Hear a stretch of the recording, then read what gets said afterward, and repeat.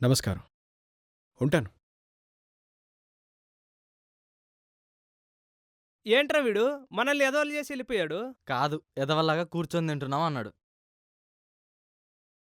ఒరేయ్, డాడీ నువ్వెవరివో, ఎంత తెలివైనవాడివో, ఏం చేస్తావో వాళ్ళెవ్వరికీ తెలియదు. జనం నిన్ను చూస్తారు, నీ మాటలు వింటారు, వాళ్లకు నచ్చిన విధంగా ఊహించుకుంటారు. కాని నేను మీ మనిషిని అనే నమ్మకం వాళ్లకి నువ్వే కలిగించాలి.